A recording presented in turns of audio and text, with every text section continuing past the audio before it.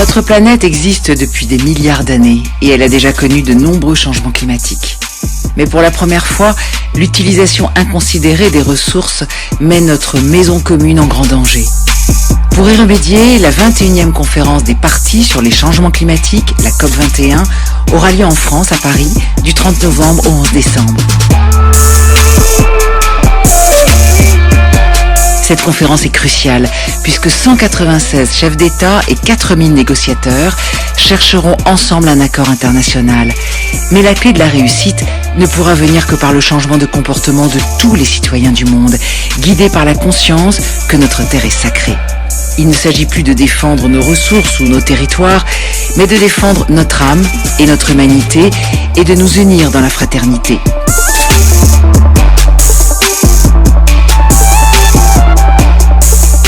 C'est pourquoi le 1er novembre, dès 8h du matin, heure de Paris, des millions de femmes et d'hommes, adultes et enfants, toutes traditions confondues, dans tous les pays du monde, sont conviés à participer à 24 heures de méditation pour la Terre. Cette journée prendra la forme d'un sit-in pacifique planétaire, des îles Fidji dans le Pacifique jusqu'à la côte ouest des Amériques.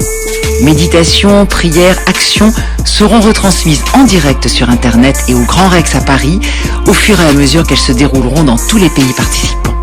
De grands témoins de toutes les traditions prenant la parole, des solistes internationaux et des artistes offriront leur interprétation et leur création. Au Grand Rex et dans le monde entier, les 1er et 2 novembre, nous serons des millions à travers la planète à nous retrouver. Ayons conscience de notre pouvoir, car nous avons la capacité de changer le monde. Je sais que c'est un projet qui vient de là-haut et que nous, on a fait tout ce qui était possible pour le réussir et au besoin, lui fera l'impossible.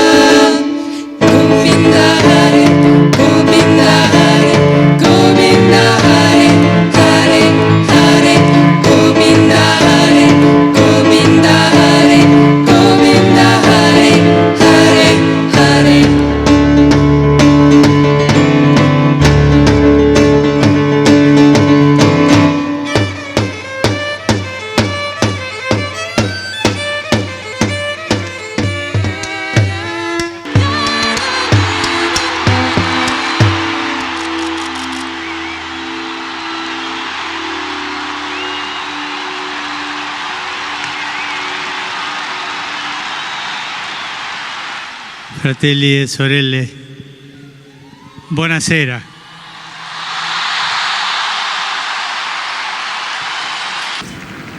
Avec François, le protocole ne sera plus le même. Une rupture de style sans précédent que le pape met en pratique immédiatement lorsqu'il se retrouve pour la première fois face aux milliers de journalistes accrédités par le Vatican. Io vi racconterò la storia. Nell'elezione io avevo accanto a me l'arcivescovo emerito di San Paolo, il cardinale Claudio Umes. Quando la cosa diveniva un po' pericolosa, lui mi confortava, no? E quando i voti sono saliti a 2/3, diviene l'applauso consueto perché è stato eletto il Papa. E lui mi abbracciò, mi baciò e mi ha detto: non ti dimentichi dei poveri. E quella parola è entrata qui, i poveri, i poveri. Subito in relazione ai poveri ho pensato a Francesco di Assisi e così è venuto il nome nel mio cuore, Francesco di Assisi. E per me l'uomo della pace, l'uomo povero.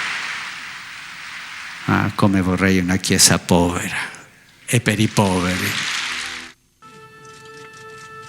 Tanti di noi, me includo anche io, siamo disorientati, non siamo più attenti al mondo in cui viviamo.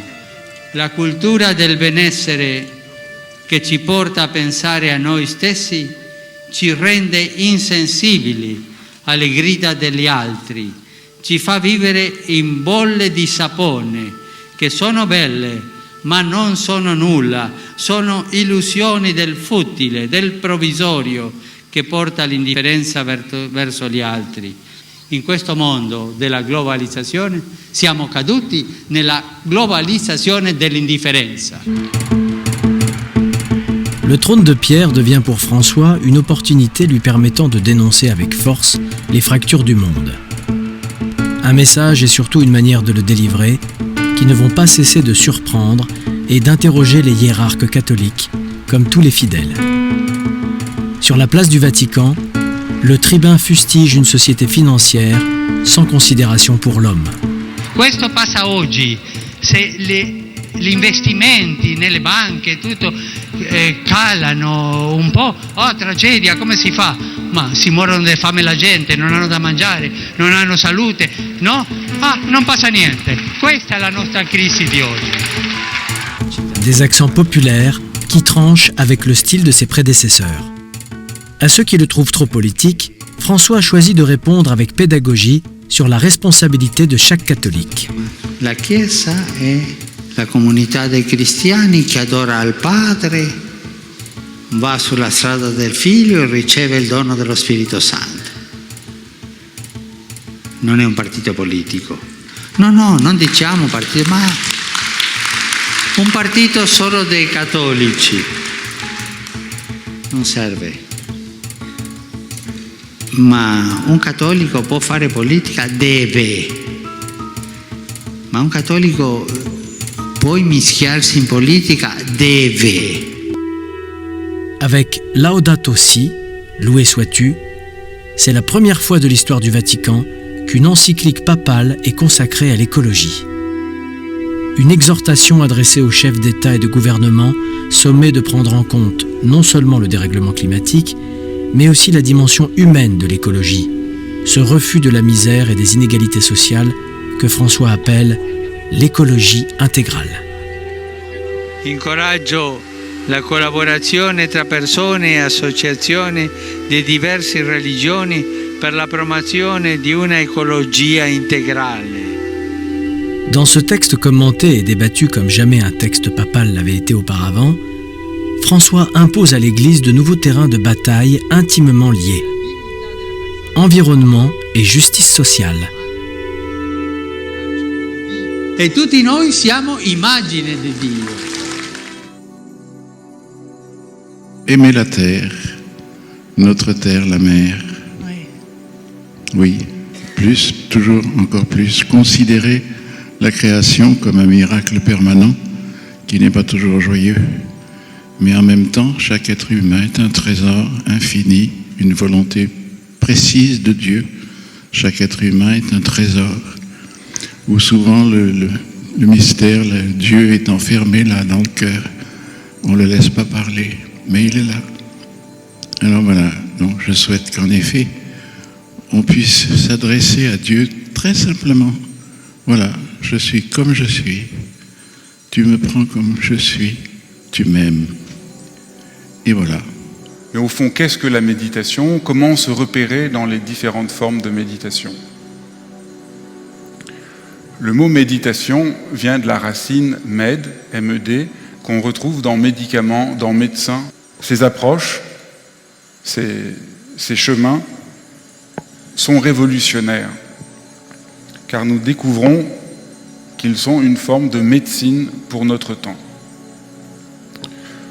Pourquoi ? Parce que notre temps est malade. La méditation, les méditations, même si elles sont très anciennes, ont une actualité, une pertinence profondément révolutionnaire. J'aime bien dire que la méditation est sans doute la dernière grande force révolutionnaire possible pour notre temps. On traverse profondément une crise anthropologique et au sein de laquelle il y a une profonde crise de sens. Ça n'est pas forcément perceptible, évident par la plupart des interlocuteurs. Cette dimension-là paraît totalement hors sol. Elle ne sera pas prise en compte spontanément par nos élites politiques et encore moins par nos observateurs médiatiques. D'ailleurs, ça explique aussi la difficulté de l'époque, c'est que c'est la première fois qu'on doit raisonner avec 3 échelles de temps. Premièrement, on récupère toutes les conséquences, positives mais parfois négatives, des dettes des siècles précédents. Dettes économiques, dettes écologiques, dettes climatiques, dettes aussi historiques parce que nous payons comptant les conséquences, les erreurs parfois de l'histoire et notamment de l'histoire coloniale. On doit raisonner avec le présent parce qu'aujourd'hui, dans un monde qui communique avec une fulgurance, chacun est en mesure d'exprimer ses intérêts particuliers avec une certaine véhémence qui met une pression sur les pouvoirs en place. Et puis, un invité surprise dans nos sociétés, c'est le futur, le long terme.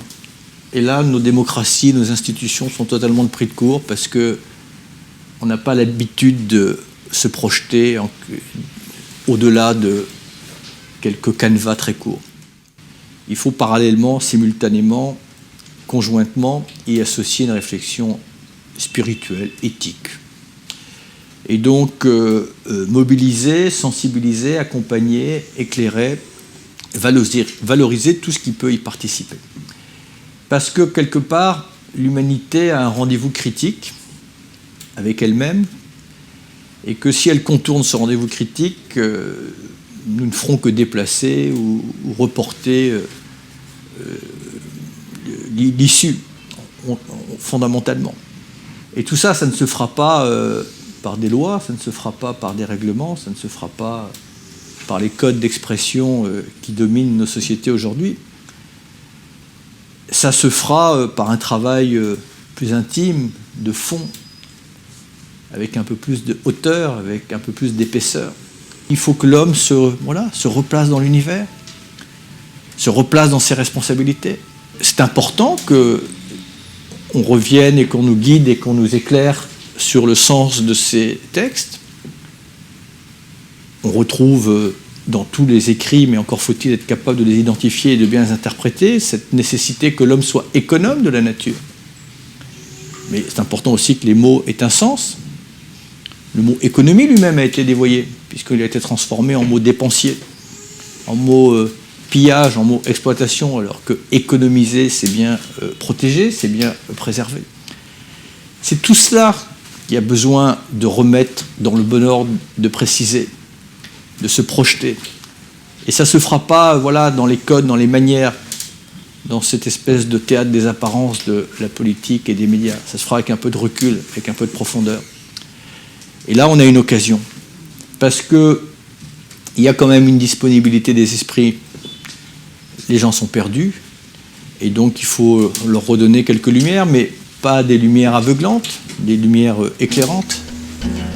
Et je pense qu'il y a cette occasion. Mais c'est maintenant. Peace on earth, peace in universe. Peace on earth, peace in universe, peace on earth, in my soul, peace can be found. Shanti Shanti Om, Shanti Om, Shanti Shanti Om, Shanti Om, Shanti Shanti Om, Shanti Om, Shanti Om, Om, Shanti Shanti Shanti Shanti Om.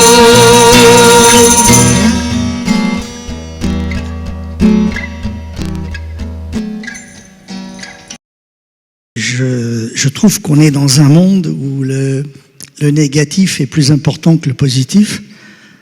S'il y a 10 personnes qui disent du bien de vous et une qui dit du mal, c'est celle-là qui va laisser du trace.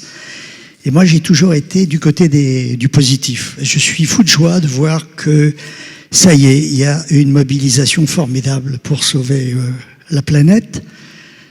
À l'âge que j'ai assisté à l'indifférence qu'il y avait pendant des années et des années à ce sujet, et je suis fou de joie de mon vivant de voir qu'il y a enfin une mobilisation formidable pour sauver l'essentiel. Cela dit, à travers mes films, depuis un peu plus de 50 ans maintenant, moi, ce que j'essaie de sauver, c'est pas la planète, c'est l'amour. Parce que je trouve que l'amour est vraiment en danger maintenant. C'est vrai qu'Internet peut tout remplacer, tout. Mais Internet ne peut pas remplacer le hasard. Et le hasard, c'est l'inventeur de l'amour. Et l'amour, c'est le plus grand fabricant de vie. Voilà. Donc, si on sauve l'amour, on pourra sauver la planète. Merci. Voilà ce que nous dit donc Edgar Morin. Voilà. L'humanisme, à mon sens, ce n'est donc pas seulement le sentiment de communion humaine, de solidarité humaine, c'est aussi le sentiment d'être à l'intérieur de cette aventure inconnue et incroyable et de vouloir qu'elle continue vers une métamorphose d'où naîtrait un devenir nouveau. Je suis individu, sujet, c'est-à-dire, je le répète, presque tout pour moi et presque rien pour l'univers, fragment infime et infirme de l'anthroposphère et de la noosphère à laquelle je participe. Et quelque chose de fort comme un instinct unit ce qu'il y a de plus intime dans ma subjectivité à cette anthroposphère et à cette noosphère, c'est-à-dire au destin de l'humanité. Je participe à cet infini, à cet inachèvement, à cette réalité si fortement tissée de rêves, à cet être de douleur, de joie et d'incertitude qui est en nous comme nous sommes en lui. Salut et fraternité, Edgar Morin. Eh bien, en lien avec ce message d'Edgar, en lien avec cette chaîne de solidarité, je voudrais insister sur le fait que tous les grands résistants sociétaux ont été des résistants spirituels et inversement. Pensons à Gandhi, pensons à Václav Havel, pensons à Simone Veil, pensons à Étienne Lézoum, pensons à Germaine Tillon, et ça me permet de dire au passage que la spiritualité, c'est pas simplement l'apanage des spiritualités religieuses ou transcendantes. Il y a des spiritualités agnostiques, il y a des spiritualités athées, c'est-à-dire qu'à partir du moment où tout être humain, individuellement ou collectivement, prend en charge pleinement les questions du sens, dit qu'un être humain est un être de parole et de sens, où la finalité de la vie humaine, ça n'est pas simplement la survie, c'est encore moins la simple acquisition de richesses matérielles, mais c'est la pleine réalisation des êtres de chair, de cœur, mais aussi d'esprit que nous sommes. Et bien, à ce moment-là, le lien entre résistance spirituelle et résistance sociétale, résistance politique au sens le plus noble du terme politique, doit être mis en place. C'est beaucoup plus dans ce qu'on appelle une sociologie des consciences qu'une sociologie ordinaire, dans le sens où le temps est venu où les consciences doivent se rapprocher, et surtout ces consciences qui sont de plus en plus en aspiration, qui aspirent véritablement à un changement du monde par un changement de paradigme. Parce que le paradigme actuel s'essouffle, arrive à ses limites.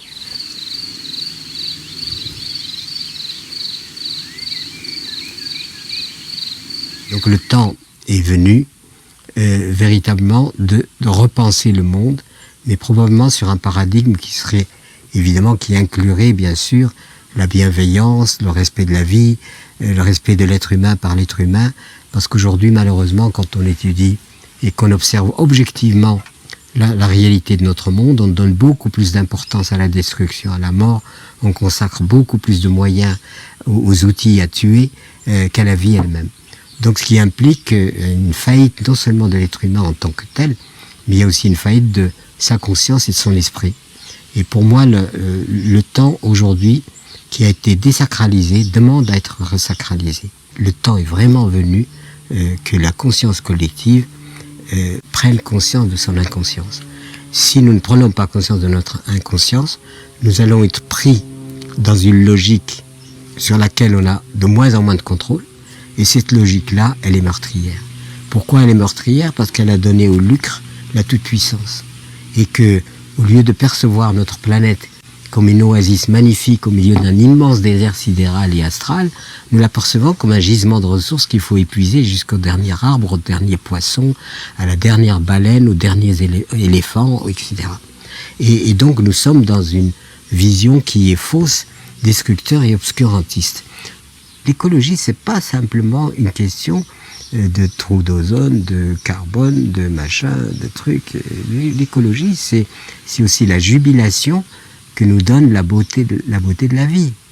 Un arbre, un beau paysage, la mer, c'est beau, tout est magnifique.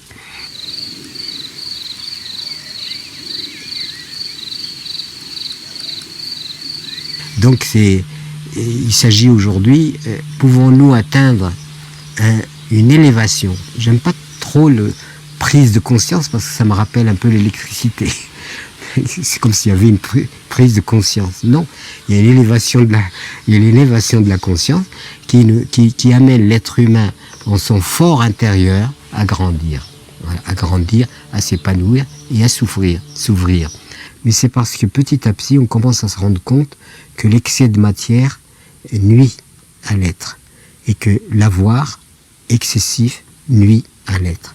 Et qu'aujourd'hui, tout le monde est en quête de quel être que nous pouvons vivre à l'intérieur de nous-mêmes, qui nous donne cette joie très rare et très précieuse, et que petit à petit, on est en train, le mérite du déclin aujourd'hui qui est réel, son mérite, c'est qu'il devient un enseignement. Et il nous enseigne finalement quoi? Revenons aux réalités de la vie, revenons à la simplicité, revenons à toutes ces choses qui sont extrêmement génératrices de satisfaction. Parce qu'autrement, le toujours plus indéfini que préconise la croissance économique indéfinie est stupide.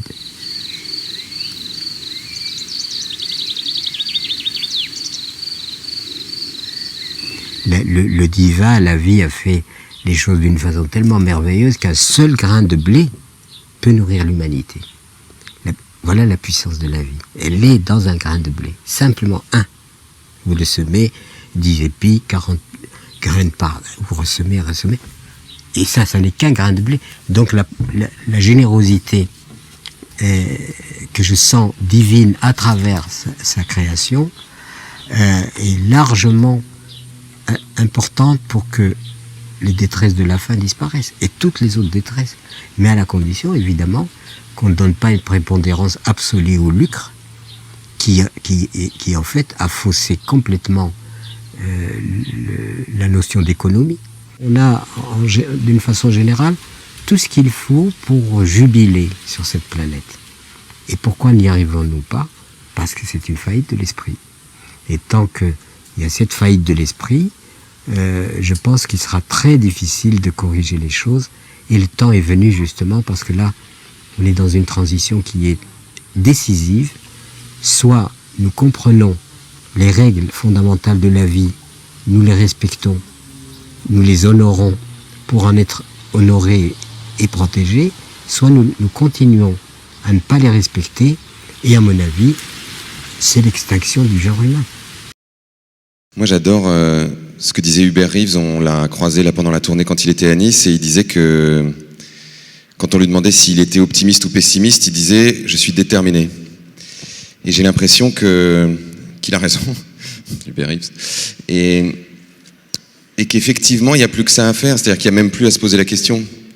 Je vous raconte pas la légende du colibri parce que vous avez déjà dû l'entendre 50 milliards de fois, mais c'est ça, c'est-à-dire que le colibri qui va mettre sa petite goutte, il le fait pas parce qu'il pense que ça va éteindre le feu, il le fait pas parce qu'il est optimiste ou pessimiste, il le fait parce que profondément, il croit que c'est la bonne chose à faire. Et tous les gens qu'on a filmés à travers le monde, ce qui nous a donné beaucoup d'énergie, c'est de voir qu'ils étaient à la fois heureux de faire ce qu'ils faisaient et qu'ils ne le faisaient pas, encore une fois, pour sauver la planète, ils le faisaient pour être en accord avec leurs valeurs, avec leurs visions, avec leurs désirs, avec leurs aspirations. Et c'est ça qui donne de l'énergie. Vous verrez le film, je pourrais vous raconter les initiatives, c'est-à-dire que je pourrais vous raconter effectivement cette ferme incroyable en permaculture qui, sans pétrole, sans pesticides, sans mécanisation, arrive à produire jusqu'à 10 fois plus que dans une ferme traditionnelle où il y a toute la batterie technologique et pétrochimique. Je pourrais vous parler de ces pays qui sont quasiment arrivés à 100% d'énergie renouvelable en investissant à la fois dans les économies d'énergie et à la fois dans les éoliennes, la géothermie, et qui essaient de trouver une complémentarité entre toutes ces énergies. On voit que ça fonctionne, que ça existe. Je pourrais vous parler de ces gens qui ont décidé de se réapproprier la finance et l'économie en créant des monnaies complémentaires et par exemple de cette ville de Bristol qui a son maire qui est payé 100% en monnaie complémentaire. C'est une agglomération d'1 million d'habitants, Bristol quand même, où les gens peuvent payer leurs factures d'électricité en monnaie complémentaire, où ils peuvent aller dans 800 entreprises et où ils ont décidé d'arrêter d'être sous le joug des banques et de la finance internationale. Je pourrais vous parler de ces gens en Inde qui sont absolument extraordinaires et qui ont mis en place un système de démocratie où le maire n'est pas celui qui décide pour ses administrés, mais il est celui qui va animer la création du programme avec les habitants du village et ensuite qui va animer la mise en œuvre du programme avec les habitants du village. Enfin, un village, c'est 6500 habitants là-bas. C'est des gros villages. Et ça a été tellement extraordinaire leur expérience qu'ils ont réussi à faire quelque chose qui est normalement impossible en Inde, c'est faire vivre ensemble les intouchables, que normalement tout le reste de la société exclut, avec les non-intouchables, et à construire carrément des maisons jumelles où il y a des hautes castes, notamment des brahmanes, et des intouchables qui vivent côte à côte. Je pourrais vous parler de ces écoles en Finlande qui sont extraordinaires et qui considèrent que chaque enfant est différent et qu'il faut trouver un moyen de lui apprendre ou de lui permettre d'apprendre de façon spécifique. Mais ce qui était peut-être encore le plus touchant de tout ça, en dehors des initiatives et du côté concret de ce à quoi ils étaient arrivés, c'est de voir que tous ces gens-là étaient pétris d'une humanité extraordinaire. Et les retours qu'on a des spectateurs, c'est qu'ils nous disent que les gens sont beaux. Il y a même des copains qu'on a du cinéma qui nous disent « j'ai jamais vu autant de gens sexy dans un film », alors qu'ils sont paysans, mais parce qu'ils sont beaux, quoi. Ils rayonnent de façon extraordinaire. Et nous, à chaque fois qu'on allait quelque part, on s'attendait un peu bêtement à trouver des trucs hyper spectaculaires. Et c'est ce qu'il nous disait d'ailleurs à Totnes aussi, qui est la première ville en transition. Il nous disait quand les gens viennent, ils nous disent « mais comment ça, vous n'avez pas des moutons qui sont en train de brouter sur des toits végétalisés, vous avez encore des voitures ?» Et on voyait jamais de trucs spectaculaires. En fait, on avait toujours besoin de creuser un peu, et ce qui était toujours le plus formidable, c'était ce que les gens faisaient entre eux, et ce qui traversait intérieurement et collectivement. C'est peut-être la priorité des priorités aujourd'hui, d'être ensemble, puisque les solutions, on les connaît. Maintenant, c'est comment est-ce qu'on va se mettre ensemble pour les mettre en œuvre, et à la fois, comment est-ce que chacun d'entre nous va trouver sa place, comme je le disais tout à l'heure, pour le faire, sans se lancer forcément dans du militantisme sacrificiel, tout le monde aller dans les associations, etc. Mais comment est-ce que chacun, là où il est, dans son métier, dans sa famille, dans sa façon d'interagir avec les autres, d'acheter ou de ne pas acheter, va commencer à incarner ce nouveau monde à l'intérieur de lui. Alors, je vous propose de fermer les yeux, de prendre une grande respiration.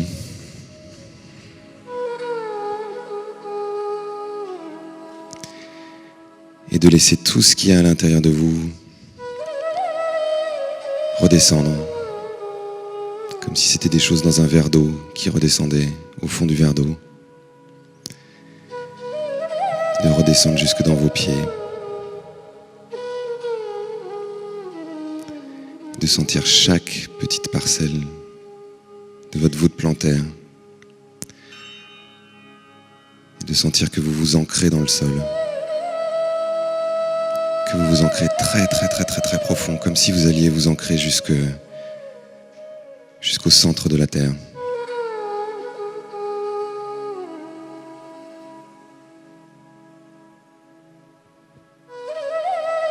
Et petit à petit, de remonter dans vos chevilles, dans vos mollets, dans vos genoux, dans vos cuisses, dans votre bassin.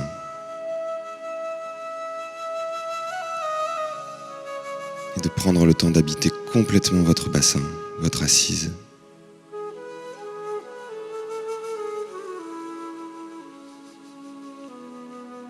Et de sentir votre puissance sur le sol, votre force, votre ancrage.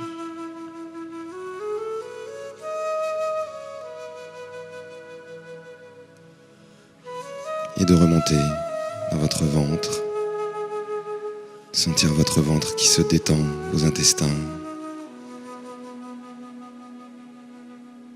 puis votre estomac.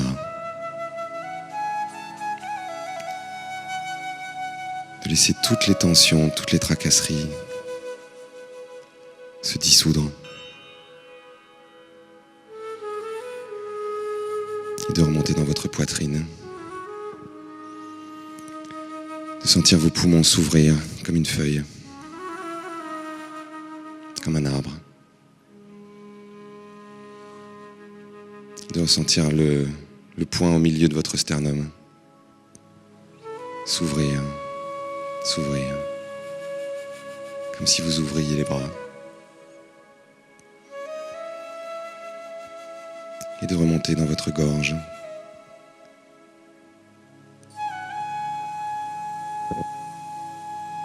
Dans votre menton. Dans votre visage. Et de laisser votre visage devenir totalement lisse, comme de l'eau.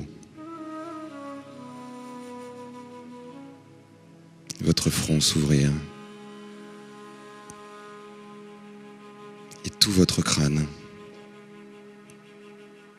comme s'il s'ouvrait vers le ciel. Et pouvoir sentir l'énergie vous traverser depuis le centre de la Terre jusqu'au-dessus de vous.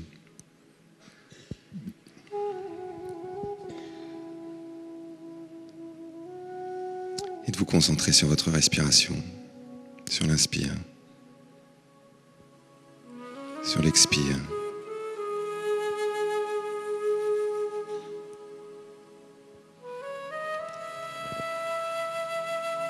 Et petit à petit, lorsque vous vous sentirez bien détendu, de visualiser le monde tel que vous aimeriez qu'il soit. Demain, dans une semaine, dans 10 ans, dans 20 ans. À quoi est-ce que vous aimeriez que le monde ressemble? Comment seraient les gens? Comment ils se déplaceraient? Dans quelle maison ils habiteraient? Qu'est-ce qu'ils mangeraient?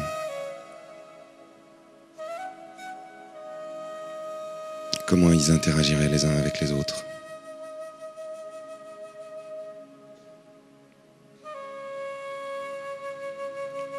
Et comment vous aimeriez participer à ça? Qu'est-ce que vous feriez dans ce monde-là? Quelle activité vous auriez? Comment est-ce que vous vous sentiriez dans ce monde?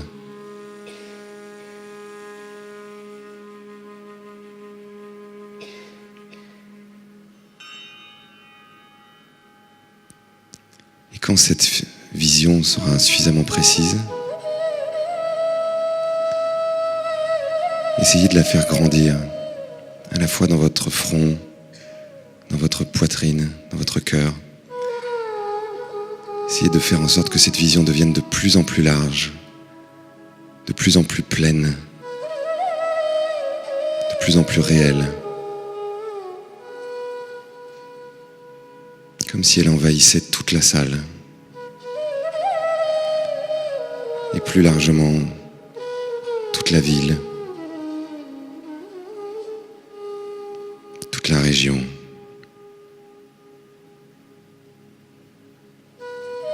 Et que votre vision s'articulait avec les autres visions de toutes les personnes qui sont dans cette salle. Comme si elle constituait une grande toile qui se mettait à mailler la France, l'Europe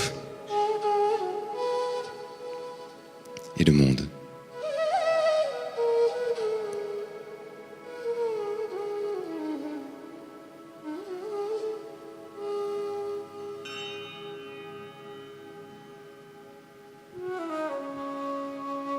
Et petit à petit, vous allez revenir dans vos pieds.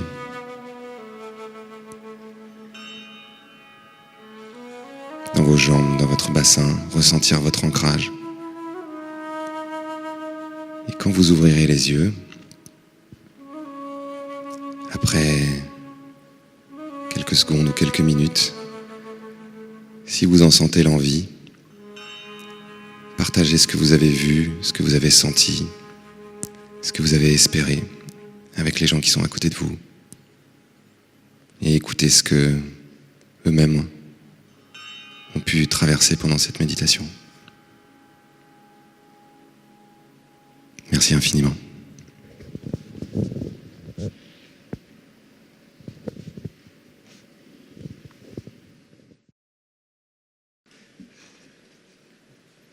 Cette histoire commence au tout début de l'ère chrétienne, en un temps où, dans cette Europe du Sud qui n'est pas encore la Provence, on commence à savoir que quelque chose d'important vient de se passer quelque part en Palestine, mais on ne sait pas encore trop quoi. Alors, il est des errants évangélistes, des vagabonds mystiques qui parcourent les chemins de cette Europe du Sud qui n'est pas encore la Provence pour annoncer aux gens ce que certains appellent la bonne nouvelle et que d'autres préfèrent appeler, ma foi, les nouveaux mystères du monde. Et donc parmi ces gens, parmi ces errants évangélistes qui parcourent les chemins de la Provence, il en est un qui est un vieil homme aveugle et dont on dit, tellement il parle bien, dont on dit que sa parole est d'or. Et donc ce vieil aveugle à la parole d'or arrive un jour dans la ville d'Arles, qui n'est encore en ce temps-là qu'un village. Et parvenu dans le village d'Arles, il fait comme il fait chaque fois qu'il arrive en un lieu habité, il s'installe au milieu de la place, sous l'arbre de la place, et il parle. Il raconte les nouveaux mystères du monde. Et il parle si bien que les gens s'assemblent autour de lui pour l'écouter. Et il parle si bien que le soleil s'arrête dans le ciel pour l'écouter. Et il parle ainsi tout au long d'une nuit blanche. Et au matin, le soleil se dépêche de courir à l'est pour faire semblant de se lever. Le vieil homme se tait et il dit, voilà, je vous ai dit tout ce que je savais. Alors les gens d'Arles lui disent, mais vraiment, saint homme, tu nous as fait du bien, ta parole nous a nourris, nous a rendus meilleurs et nous aimerions te rendre un peu de ce bien que tu nous as fait. Et le vieil aveugle dit, moi je n'ai besoin de rien, je vous ai dit ce que je savais, je vais marcher jusqu'au prochain village, et au prochain village je dirai aux gens ce que je sais, voilà, c'est là ma vie, je n'ai besoin de rien d'autre. Et les gens lui disent, mais attends, pour aller d'ici jusqu'au prochain village, il faut que tu traverses le désert de la Croix. Et tu sais, le désert de la Croix, on peut s'y perdre, surtout toi qui es aveugle, tu vas te perdre, il serait dommage que d'autres que nous ne profitent de ta parole d'or. Alors, voilà ce que nous allons faire. Pour te rendre un peu du bien que tu nous as fait, nous allons te donner un guide qui te conduira sans encombre jusqu'où tu veux aller. Et il lui donne comme guide un jeune garçon d'une dizaine d'années qui connaît tous les sentiers du désert. Et voilà, de grand matin, le vieil aveugle et son jeune guide qui s'éloignent le long du Rhône et qui prennent les sentiers du désert. Et ils marchent comme ça jusque vers l'heure de midi. Et quand vient l'heure de midi, c'est l'été, il fait chaud, le soleil commence à cogner dur sur les épaules. Le garçon se dit, moi j'aimerais bien qu'on s'arrête quand même, qu'on casse la croûte, un peu qu'on mange, qu'on boive. Il a emporté un casse-croûte de pain et de fromage. Mais non, l'autre, le vieil homme, marche toujours du même pas égal, pas fatigué le moindre. Alors il continue comme ça, 1 heure encore, et puis le garçon se dit, bon, maintenant il faut qu'on s'arrête, moi je suis fatigué, j'ai les pieds qui me font mal. Mais non, le vieil aveugle, on dirait qu'il marche sur un nuage, vous voyez, pas fatigué du tout, pas la moindre goutte de sueur au front. Et le garçon se dit, bon, il faut que je trouve une idée pour le forcer à s'arrêter. Et il cherche une idée. Et vous savez ce qui arrive parfois quand on cherche une idée? On la trouve. Et le garçon dit au vieil homme, il lui dit, ô saint homme, vous savez ce que je vois? Ben non, dit le vieil homme, dis-moi, qu'est-ce que tu vois? Le garçon lui dit, je vois une foule de gens, d'hommes et de femmes qui viennent vers vous pour vous écouter. Je crois qu'ils ont entendu parler de votre parole d'or, ça doit être les gens de la Croix, ils viennent pour vous écouter, vous devriez vous arrêter et leur parler. Et le vieil aveugle dit au garçon, alors, si des gens sont venus vers moi pour m'écouter, en effet, il faut que je m'arrête et que je leur parle. Alors tu vas me mettre en face d'eux et je vais leur parler. Et le garçon mit le vieil aveugle devant rien, devant personne. Il n'y avait devant lui que les cailloux, les brins d'herbe et les insectes du désert. Et tandis que le jeune garçon, assis à l'ombre d'un rocher, mangeait son pain et son fromage, le vieil aveugle, devant les cailloux, les brins d'herbe et les insectes du désert, le vieil aveugle parla. Mais ce jour-là, allez savoir par quel hasard ou quel miracle, il parla comme jamais de sa vie, il n'avait parlé. Jamais de sa vie, il n'était allé aussi profond dans les mystères du monde. Jamais de sa vie, il n'avait dit avec autant de grandeur les beautés de la création. Jamais de sa vie, sa parole n'avait été d'un or aussi pur. Et pourtant, il n'y avait eu pour l'écouter que les cailloux, les brins d'herbe et les insectes du désert. Mais il parla si bien qu'à la fin, quand il eut dit « Ainsi soit-il », tous les cailloux, tous les brins d'herbe, tous les insectes du désert répondirent en chœur « Amen ». Alors, comme il reprenait sa route avec le jeune garçon qui l'avait rejoint, le vieil aveugle mit la main sur l'épaule de son guide et lui dit, tu sais, tu as bien fait de m'arrêter. Ah ouais, tu as bien fait, car il y avait longtemps que je n'avais pas rencontré d'aussi braves gens.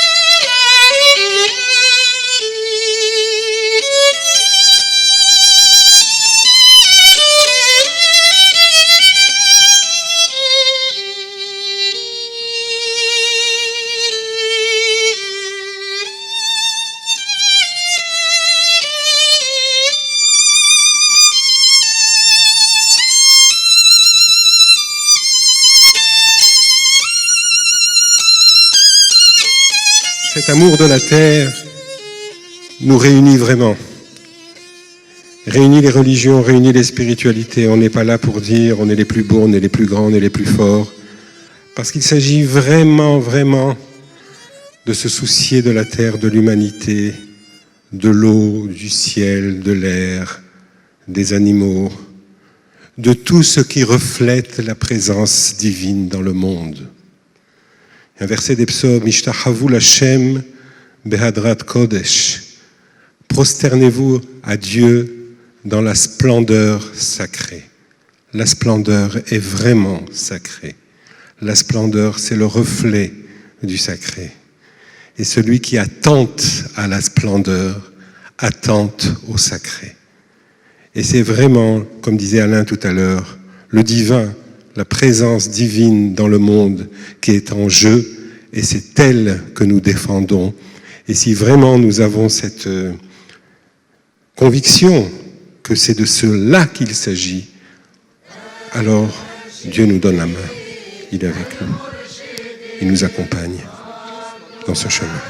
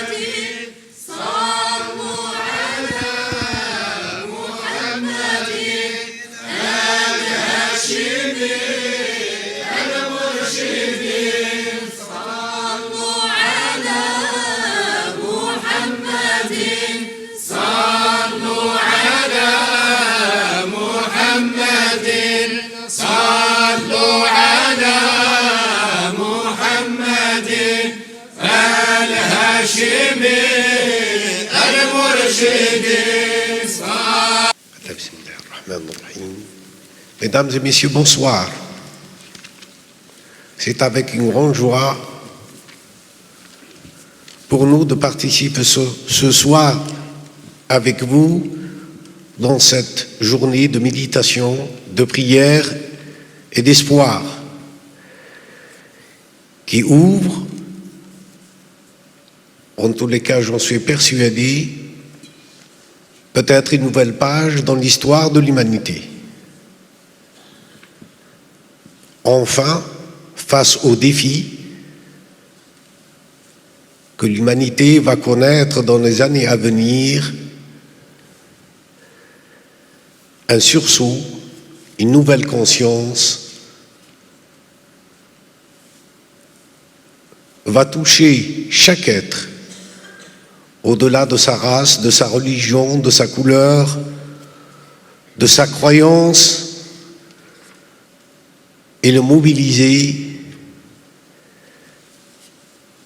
à faire partie de ce corps qu'on appelle l'humanité. Ce corps philosophique, spirituel, psychique, le moment est venu où il doit s'incarner par la conscience de chacun, de chacune, de chaque être sur cette terre, et qu'enfin nous comprenons que nous sommes tous des parties d'un même corps, d'un même destin, d'une même espérance, d'une même inquiétude, que nos enfants et nos petits-enfants peut-être un jour parleront qu'à Paris, un jour qu'on appelle la Toussaint, c'est-à-dire la fête des saints, des hommes et des femmes se sont réunis, se sont mobilisés pour vouloir, demander, prier, méditer un meilleur avenir pour tous. Et sachez que d'autres, dans d'autres pays, sont réunis en même temps que nous, en Belgique, en Suisse, en Allemagne, en Hollande, en Espagne, mais aussi en Algérie, au Maroc et ailleurs, au Canada. Ils participent ce même instant avec nous, prient, méditent et espèrent que nos prières et notre méditation soient agréées et que l'énergie spirituelle, fraternelle, unisse les cœurs de tous les êtres humains sans exception, ceux qui croient comme ceux qui ne croient pas, ceux qui dirigent et qui gouvernent comme ceux qui subissent les malheurs et la souffrance qui traversent chaque jour la mer pour venir implorer le secours de leurs frères. Ils attendent de nous la générosité. Ils nous rappellent que nous sommes liés par un pacte, le pacte de l'humanité, le pacte de l'humain. Aujourd'hui, pour la Terre, ce que nous souhaitons, c'est que, à travers ce chant, chrétiens et musulmans unissent leurs prières.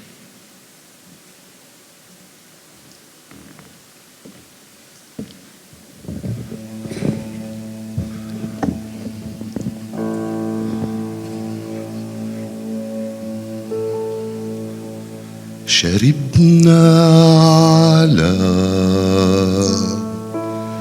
ذكر الحبيب مدامة سكرنا بها من قبل أن يخلق الكرم يا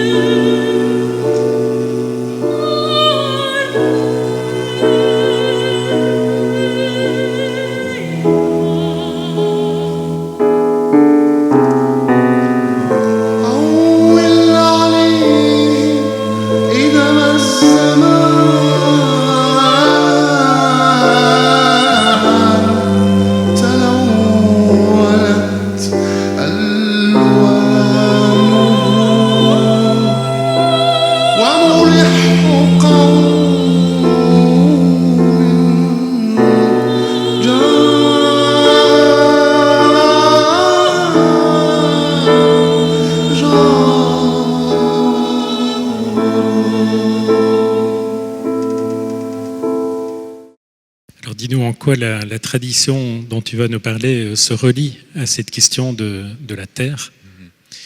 Oui, donc Sri Sri Ravi Shankar, qui est notre fondateur, qui a créé la Fondation de l'Art de Vivre en 1981, fait partie de la grande tradition védique. Et les anciens de la tradition védique disaient toujours que, en une seule phrase, ils avaient défini la création. L'univers, comment c'était défini l'univers? C'était Om Namah Shivaya. Om, c'est le son primordial, et Namah Shivaya représente les 5 éléments, qui sont l'espace, l'air, le feu, l'eau et la terre. Pourquoi on chante ces mantras? Si vous avez observé, dans notre vie, nous avons des moments où il y a des inquiétudes. Il y a des moments où on ne se sent peut-être pas pleinement joyeux. Il y a des moments où on se sent frustré. Et si on note bien ce qui se passe à ce moment-là, on s'aperçoit que ces pensées sont répétitives. Si on avait une seule pensée qui nous tracasse et qu'elle parte, à la rigueur, on la prendrait et puis c'est tout. Mais c'est parce qu'il y a un phénomène répétitif qui fait que ça commence à nous créer du souci et à enlever notre joie au quotidien. Donc de la même façon, on s'est dit, dans la tradition védique, est-ce qu'il n'y a pas des sons, des vibrations qui peuvent justement briser ces cycles de la négativité? Et ils ont pris la science des sons. Alors bien sûr, si je dis une insulte à quelqu'un, tout de suite son cerveau va se sentir pris dans l'émotionnel.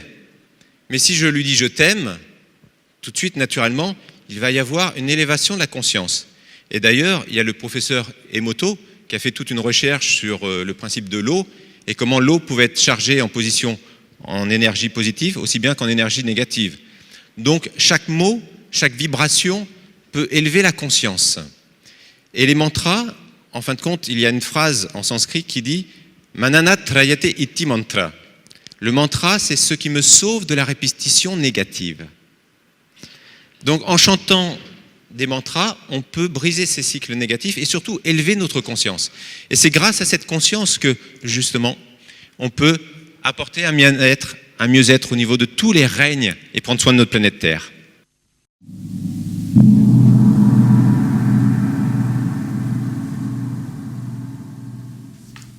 We are now 21st century.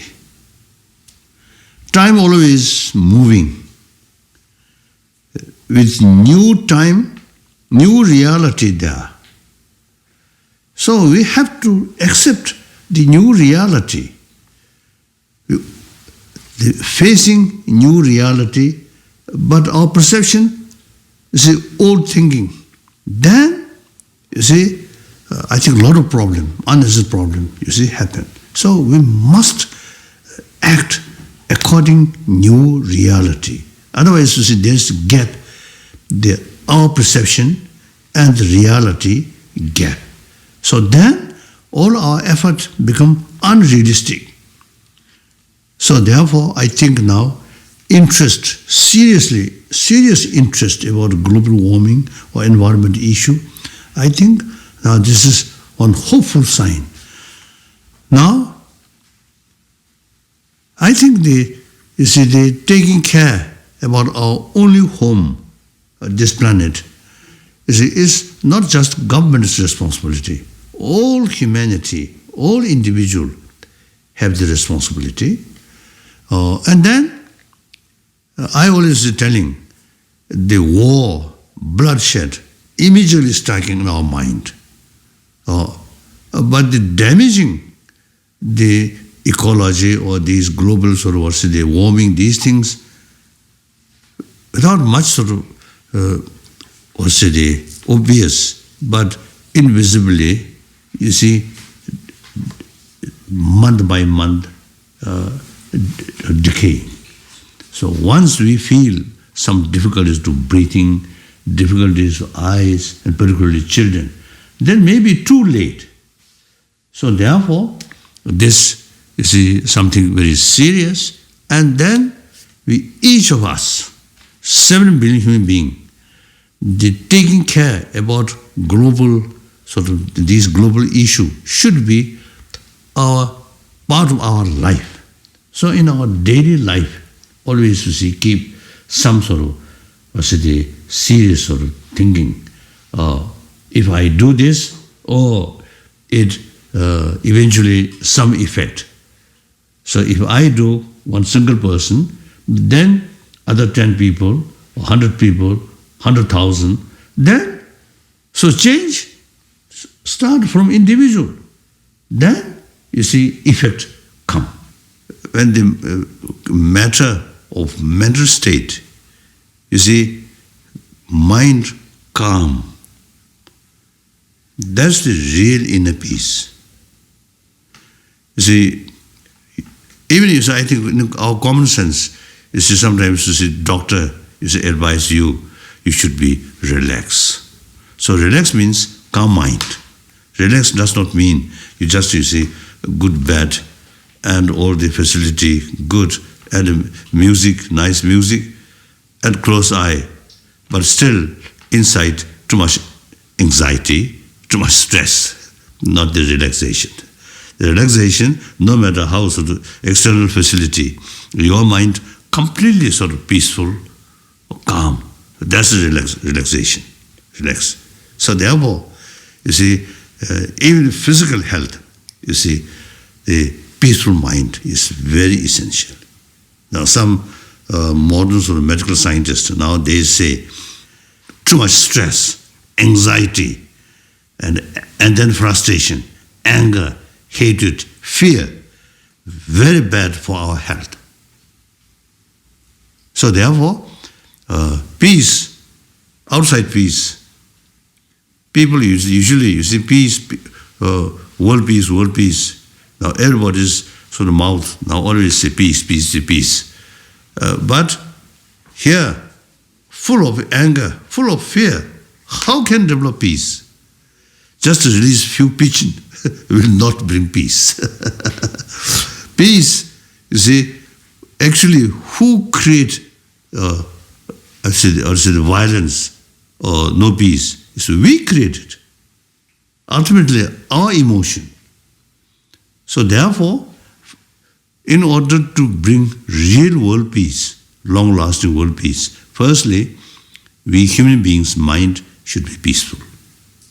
That also, there's no independent human mind, but we individual mind. So therefore, individual mind, try to develop peaceful mind. So that you need more knowledge about the system of emotion, system of mind. So we need some knowledge about, I usually call, map of mind. So I think science of mind, I think very important, very crucial. And up to now, the scientific research, only external things, not sufficient to sufficiently carry about the research about mind, about emotion. Now, happily or fortunately, some individual scientists and brain specialists now begin to carry some sort of research work. This, I think, very important. We are not talking about next life or heaven or hell. We are talking the happy human being, happy, peaceful world. So the peace of mind is very essential.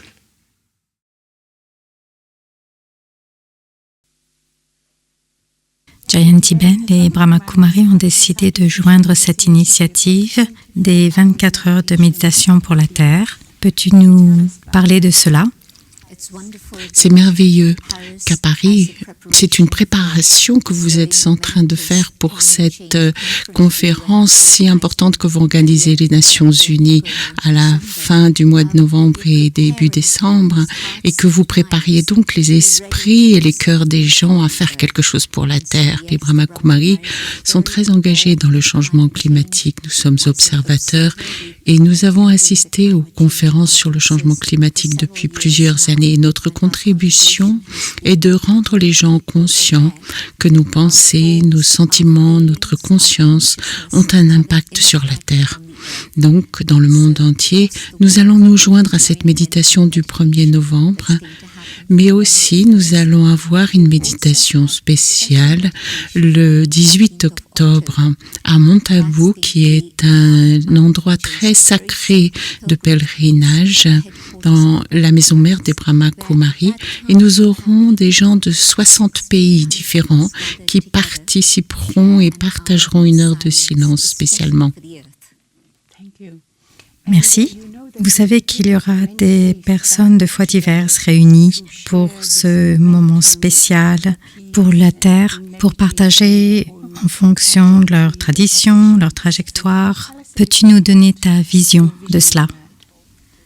Je suis engagée personnellement d'un interreligieux depuis 1974. Donc c'est vraiment quelque chose qui m'a intéressée très profondément, de voir qu'est-ce que partagent les différentes religions. Et ce que nous partageons, c'est nos valeurs spirituelles. Les différentes traditions diront toutes que la paix, l'amour, la vérité, la non-violence sont des choses extrêmement importantes.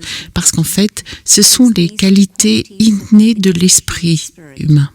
Mais aussi, nous partageons notre amour pour le voyage intérieur à travers le silence, la méditation, la contemplation ou bien même la prière.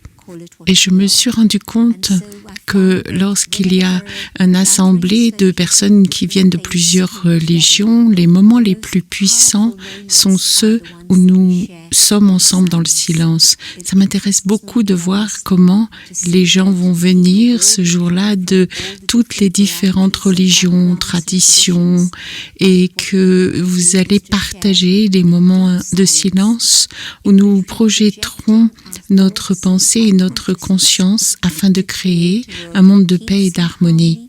Mais aussi, dans cette paix et cette harmonie, ce n'est pas juste la relation qu'il y a entre les différents êtres humains ou les humains avec Dieu, mais il y a aussi cette relation des êtres humains avec ce qui les entoure, les différentes formes de vie et tous les éléments de la création. Et cette méditation, c'est quelque chose qui est très cher à nos cœurs.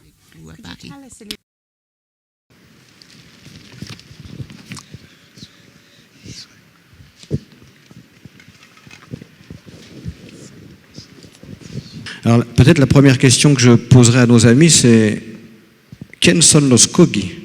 Qui sont les Kogi? Bueno, los Kogi, nosotros somos, habemos 4 pueblos. Nous faisons partie de 4 communautés. De la Sierra Nevada de Santa Marta. Et on habite dans la Sierra Nevada de Santa Marta en Colombie. Y nosotros somos Kogi. On est Kogi. De Colombia. Nosotros estamos en la Sierra Nevada de Santa Marta es para poder proteger, conservar lo que son los recursos naturales. Para nosotros la Sierra Nevada es el corazón del mundo. On est Kogi, on habite dans cette montagne pour protéger, pour faire attention à ce que vous appelez les ressources naturelles. Et on considère que notre montagne, c'est un peu comme le cœur du monde. Es una identidad que tiene su cultura, tiene su autonomía. C'est une identité qui a sa culture propre. Nous avons une autonomie avec cette culture. Que siempre nos basamos en una ley ancestral. Et nous, on fait toujours référence aux lois ancestrales, ce qu'on pourrait appeler les lois de la vie. Una ley que fue construida de la madre naturalezas. C'est ces lois que nous a donné la nature. Entonces, eso es nosotros somos los Kogi. Et nous, c'est ça d'être Kogi, c'est de se référer toujours à ces lois.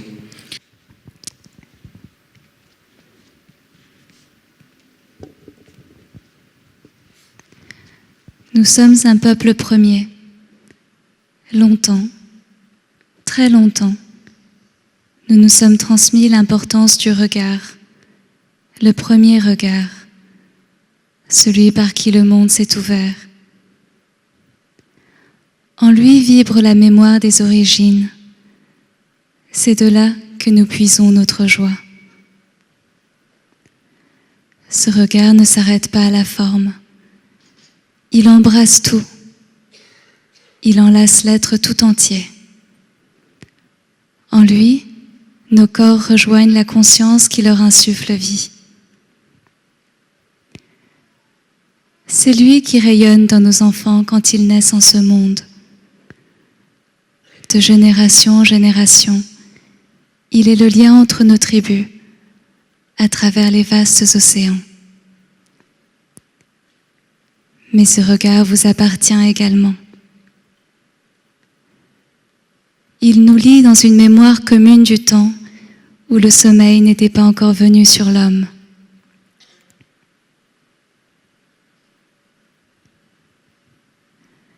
Nous venons à vos côtés pour refléter la vie qui dort en vous.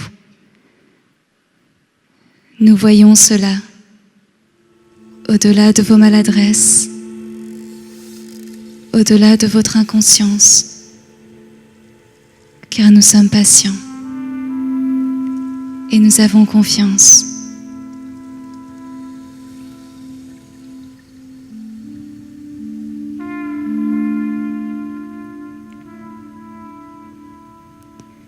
Le regard vit et fleurit.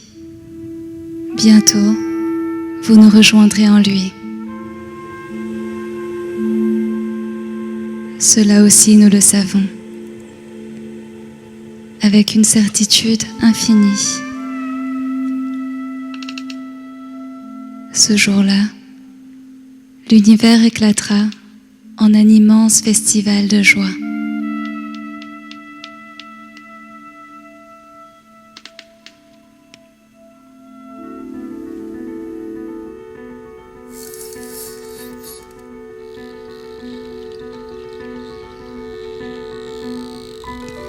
Venez, rejoignez-nous dans notre bulle, notre espace. Nous vous y invitons, nous vous y accueillons. Ceci est notre réalité, dans le jeu, dans le corps, dans la sensualité, dans l'instant présent qui est aussi éternité.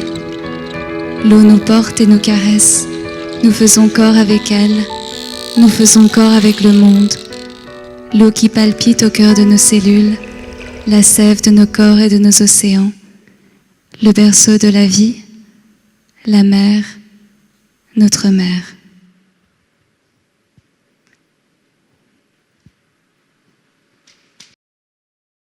Paul a fondé Sea Shepherd, c'est un des gardiens des océans, plus qu'un gardien, c'est un transformateur, puisque Sea Shepherd a une action militante qui fait changer les choses.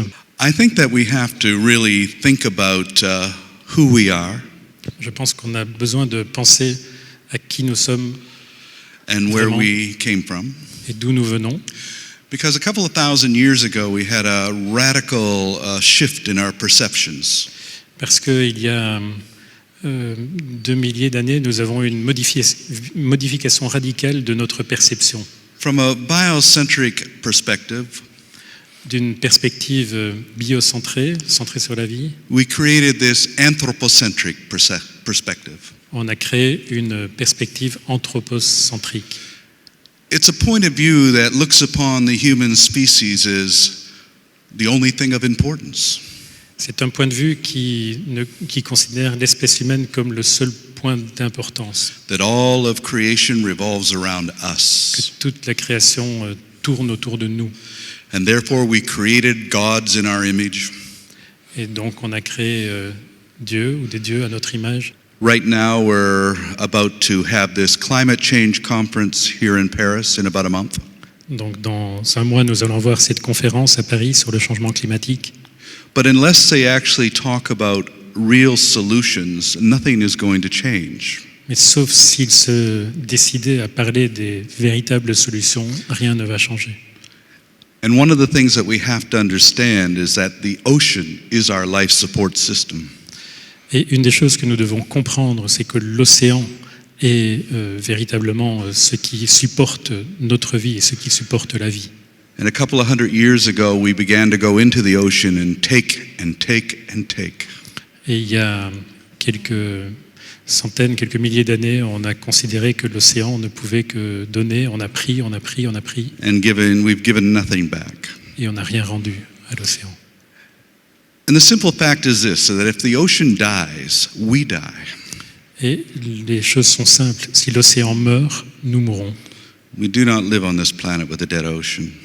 On ne peut pas vivre sur cette terre avec un océan mort. And in the 20th century, we wiped out 90% of all of the fishes.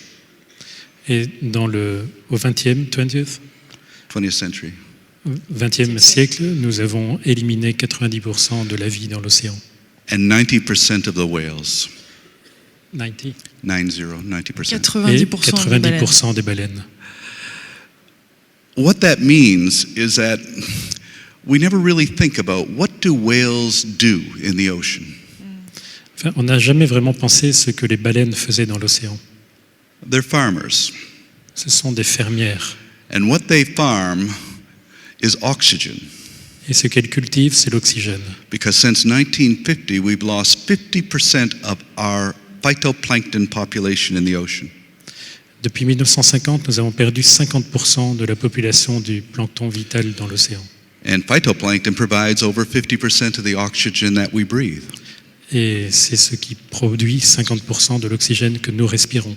And we've lost that phytoplankton because we killed the whales. Et on a perdu ce phytoplancton parce qu'on a tué les baleines. Because every day, one blue whale Chaque jour, une baleine bleue dumps into the ocean 3 tons of manure.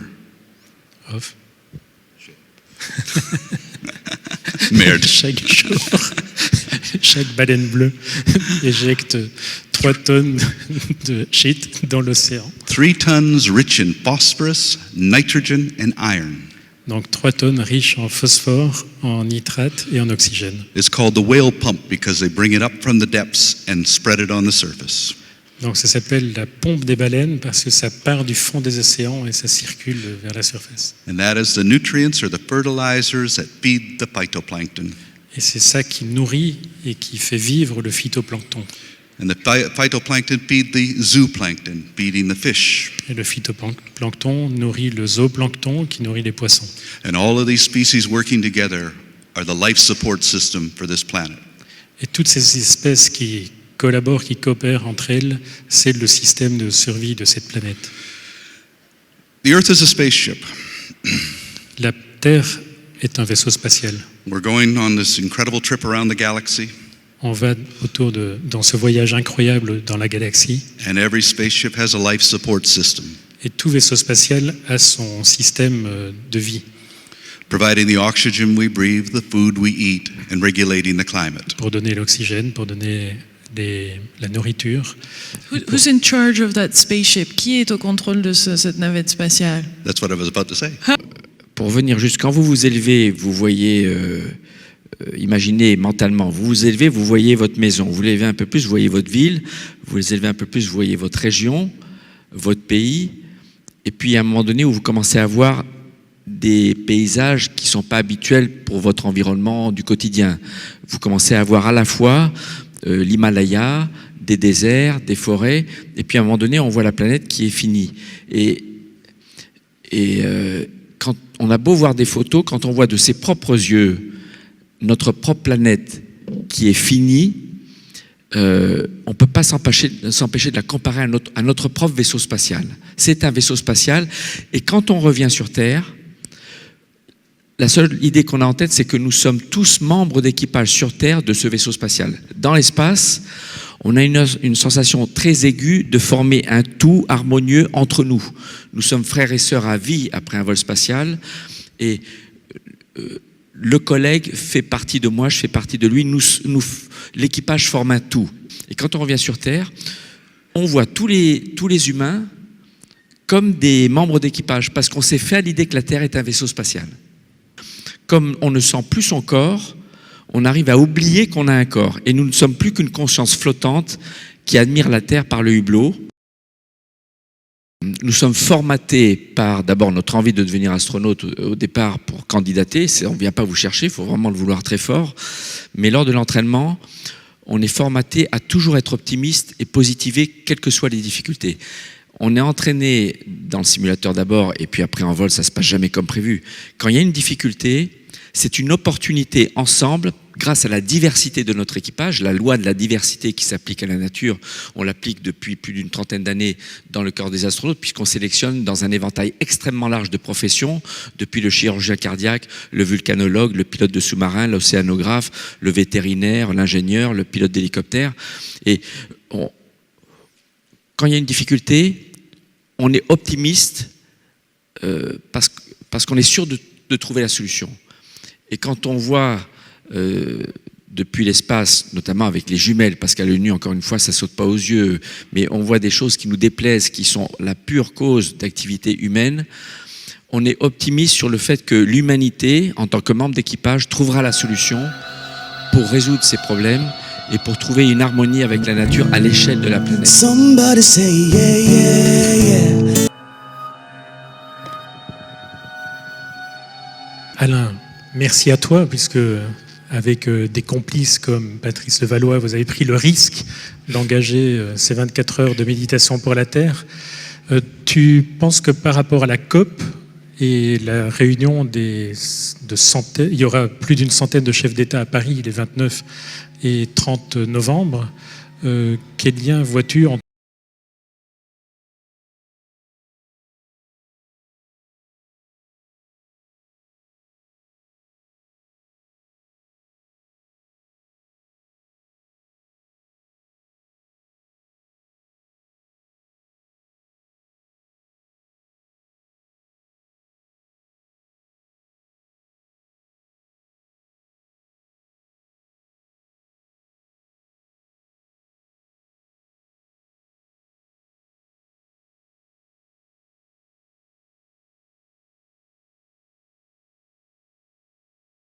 cette démarche de fraternité, de conscience de la sacralité, de la création, ne peut pas ne pas avoir d'impact sur la conscience de tous les gens qui vont participer à ces négociations.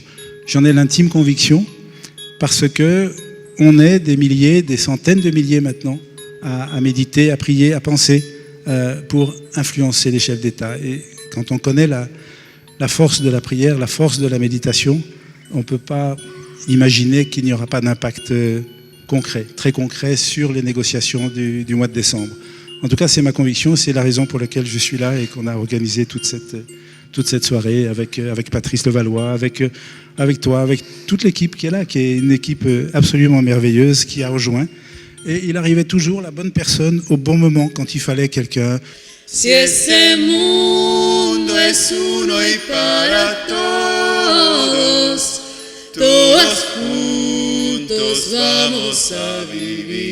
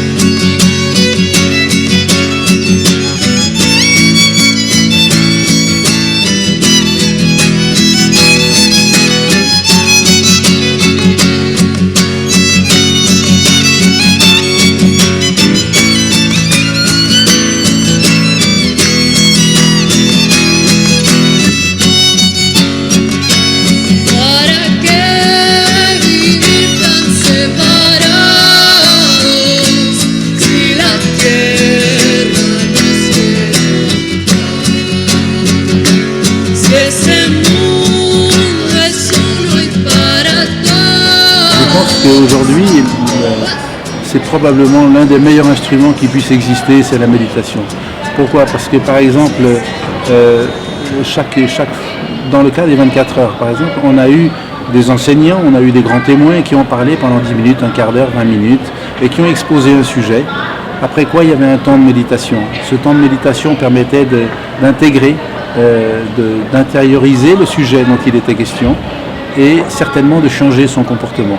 Il y a eu déjà une intervention d'un petit film qui a été transmis à tous les officiels, à tous les négociateurs, à tous ceux qui sont venus pour travailler pour la COP21, dans lesquels il leur a été demandé de faire 1 minute de silence toutes les heures et de faire 5 minutes de méditation avant chaque grande décision. On sait que cet appel a été lancé à tous les réseaux qui se sont reliés sur les 24 heures. Donc on peut penser déjà que dans tous ces réseaux, ces dizaines de milliers de personnes qui ont été touchées, beaucoup ont affirmé qu'ils allaient eux aussi, prendre ce temps. Quant aux négociateurs et aux chefs d'État et à tous ceux qui s'occupaient du projet, tous les conseillers, on sait que certains l'ont fait, mais on sait que ça n'a pas été mis au calendrier officiel. Alors on peut espérer que pour la COP22, c'est quelque chose qui fera son chemin et qu'on arrivera à influencer, à imposer ce temps de méditation qui est très important pour que chacun se trouve dans son intériorité avant de prendre une décision sans influence. La COP a adopter le projet de décision intitulé Accord de Paris qui figure dans le document. Je regarde la salle, je vois que la réaction est positive, je n'entends pas d'objection. L'accord de Paris pour le climat est accepté.